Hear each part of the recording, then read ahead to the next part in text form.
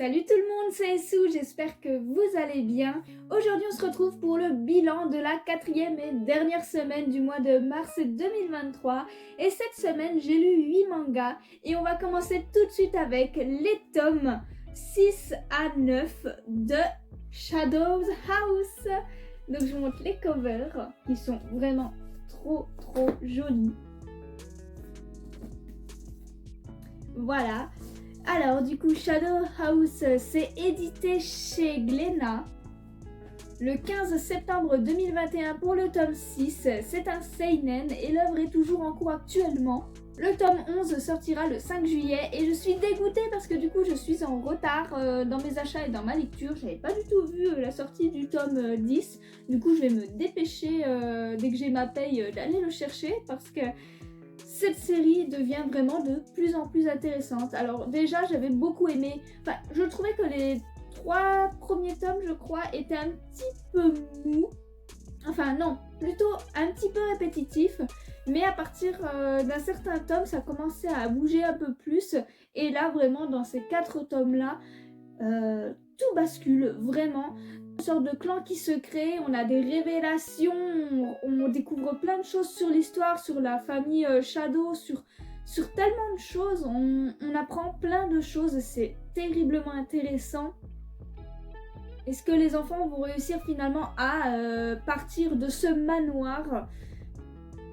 Et comment ils vont faire? Là, on voit que petit à petit, ils font des petits plans, des petits clans, ils essayent de faire des choses, ils essayent d'esquiver les pièges. Enfin, c'est super intéressant et surtout, on creuse du coup les poupées qui ne sont en fait que des humains, des enfants humains qui ont été manipulés, on va dire, pour devenir, faire croire qu'ils ne sont que de simples poupées au service de la famille Shadow. Et on va creuser du coup leur passé. On va découvrir qu'est-ce qu'ils étaient avant, comment où est-ce qu'ils vivaient, qu'est-ce qu'ils faisaient. On va découvrir pourquoi ils sont allés dans ce manoir et par quels moyens. C'est super intéressant, d'ailleurs c'est super triste de voir aussi le passé d'Emiliko qui n'a pas vraiment de nom. Elle a emprunté le nom de Kate à cette époque-là parce qu'en fait elle est orpheline. Les autres enfants habitaient tous dans le même village, mais Emiliko était orpheline, donc c'était super triste. Et c'est en les rencontrant et en devenant amie avec eux qu'elle a décidé de discrètement s'incruster dans le manoir. Enfin bref, c'est vraiment super intéressant, on creuse vraiment tous les personnages là. Et on a juste envie, c'est de continuer parce que là, il y a une dynamique incroyable, c'est super intéressant. On va vraiment avoir plein de révélations, on va revoir aussi d'anciens personnages qu'on ne pensait ne plus revoir, donc ça fait vraiment plaisir.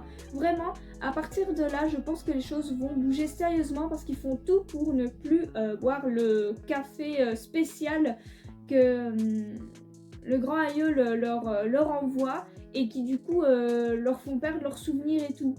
Là, ça fait 2 semaines à peu près qu'ils n'ont pas bu ce café spécial et qui ont tout fait pour justement ne pas en boire, quitte à échanger des grains de café et tout. C'est super intéressant, c'est super malin. Les tactiques qu'ils emploient sont vraiment très intelligentes et très intéressantes à suivre. Donc là, maintenant qu'ils ont plus bu de café depuis un certain temps, les poupées commencent à faiblir, à se sentir un peu bizarres. Les souvenirs de certaines reviennent. Et vraiment, ceux de notre groupe principal, et ça y est, ils se souviennent de tout. Et du coup, c'est super intéressant. J'espère que ça va rester comme ça. J'ai vraiment peur qu'ils se fassent avoir. Donc j'ai juste hâte d'un truc, c'est de continuer la lecture pour voir où ça va nous mener, cette petite bataille discrète pour s'enfuir de ce lieu. Et potentiellement renverser la famille Shadow ou l'aïeul. J'ai trop hâte de voir ça. Clairement, déjà, vous voyez, juste avec les covers, les dessins sont juste pépites.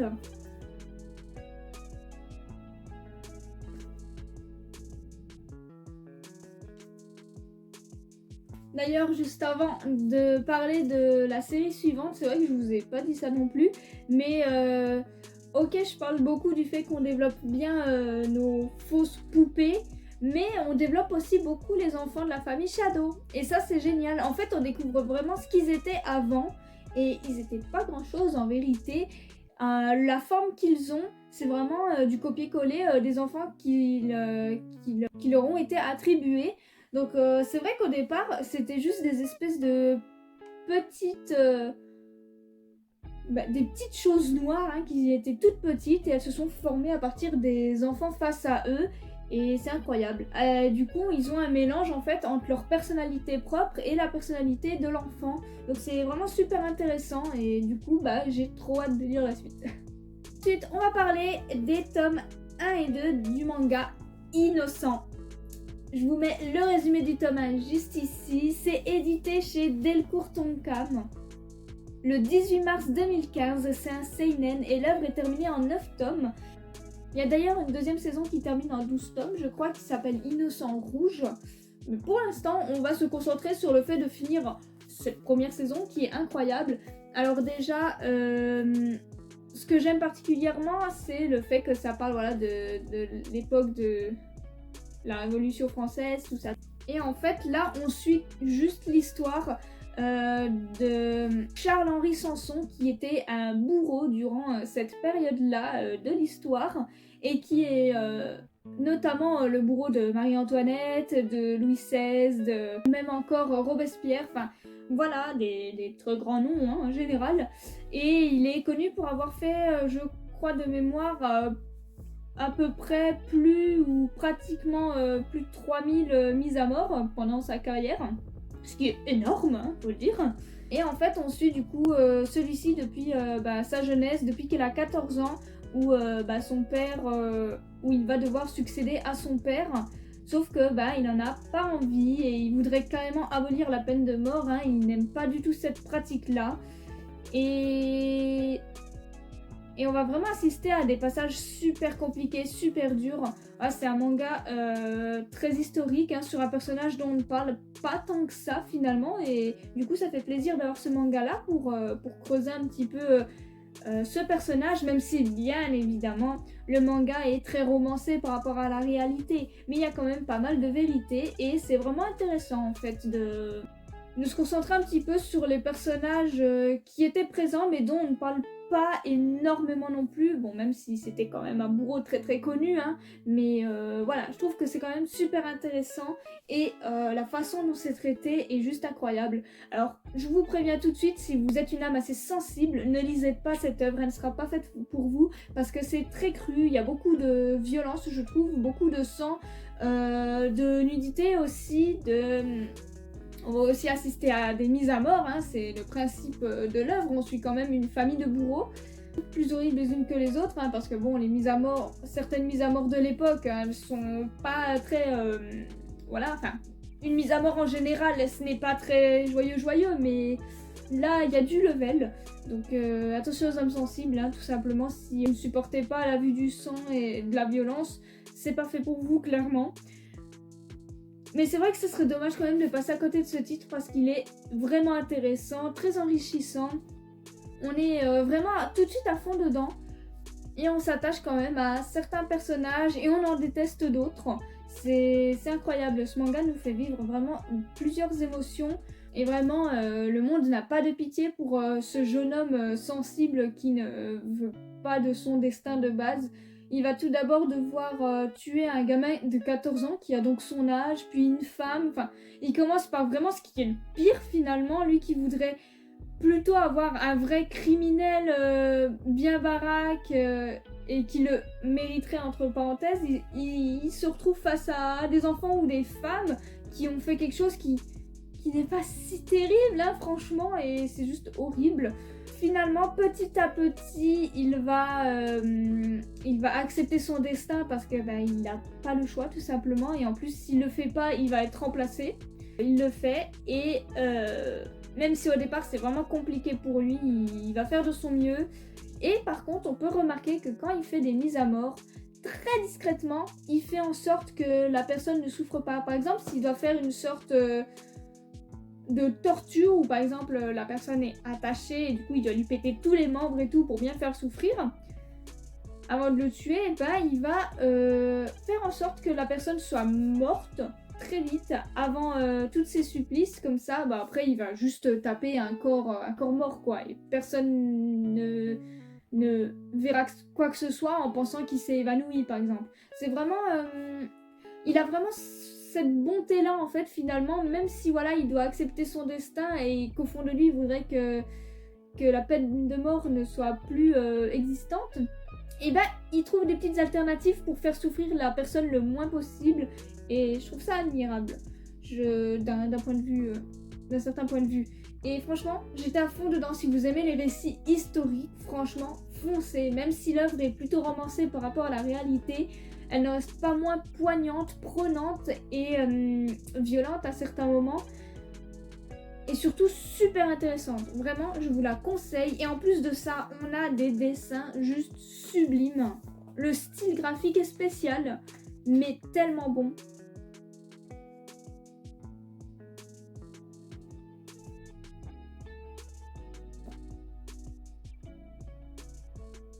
Et pour terminer ce bilan de lecture de la semaine, j'ai lu les tomes 2 et 3 de Belzebub. Pour chaque fois, je les trouve d'occasion, donc j'avance petit à petit. Donc c'est édité chez Crunchyroll le 23 juin 2011 pour le tome 2. C'est un shonen et l'œuvre est terminée en 28 tomes. Et autant vous dire tout de suite, c'est dans la lignée du tome 1. J'avais bien aimé, bah là, j'aime toujours. Il y a pas mal d'actions, en fait, il y a pratiquement que ça, hein, beaucoup de bastons. On s'attache vraiment aux personnages, à mine de rien. J'aime vraiment beaucoup les personnages qu'on suit. On en découvre aussi de nouveaux qui sont vraiment tout aussi intéressants. On a toujours plus de bastons, toujours plus de combats assez incroyables. Avec notre petit Baby Bill qui s'affole grandement à chaque fois. Il est trop mignon. C'est fils du diable, mais il est trop chou. Il a un petit côté assez amusant, hein. Il prend vraiment exemple sur Oga et c'est vraiment drôle. Oga qui est notre personnage principal masculin, hein, et pour qui il s'est entiché parce que Oga est super fort et du coup bah, le gamin il prend exemple sur lui et il est collé à lui. Donc vraiment on va suivre plein de moments de baston, de moments assez comiques aussi. Enfin, on passe vraiment un bon moment durant l'œuvre. Mais par contre, à la fin du tome 3, Baby Bill tombe malade. Et une dispute se forme entre Oga et Hilda.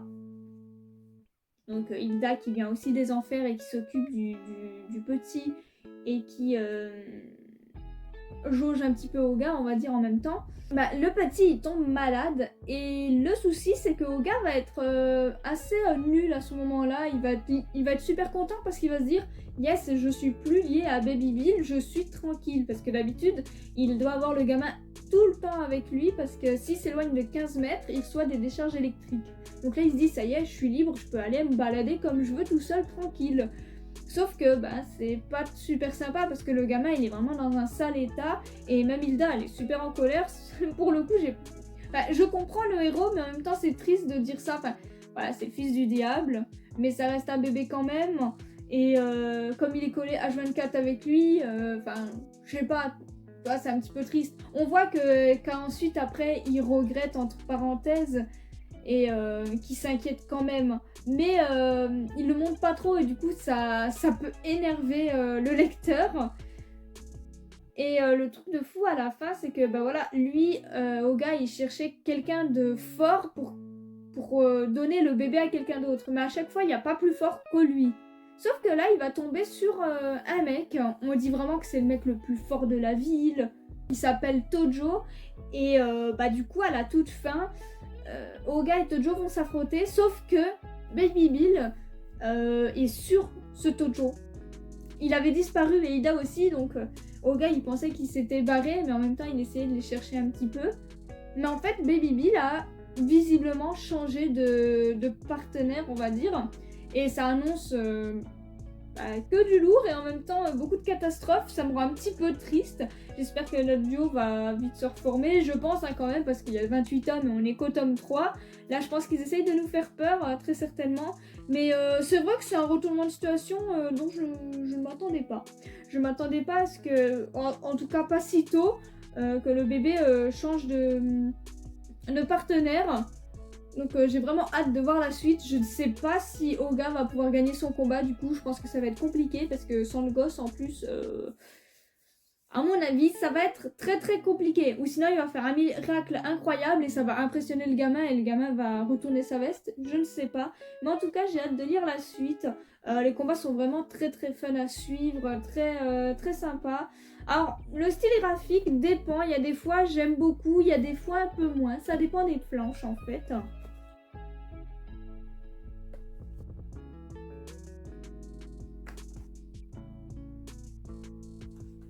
En tout cas, j'espère que je trouverai vite la suite en occasion parce que c'est vraiment très très sympa. J'aime beaucoup cette œuvre. Franchement, je trouve que c'est une œuvre très sympa et sans prise de tête. Donc j'ai vraiment hâte de voir la suite. C'est ainsi que se termine cette vidéo bilan lecture de la semaine. J'espère qu'elle vous a plu. N'hésitez pas à me dire en commentaire vos lectures de la semaine et si on a des lectures en commun ou non. Vous pouvez également me suivre sur Instagram pour suivre toutes mes reviews sur tous les mangas que je vous présente chaque jour ou presque. Et sur ce, eh bien passez une bonne journée!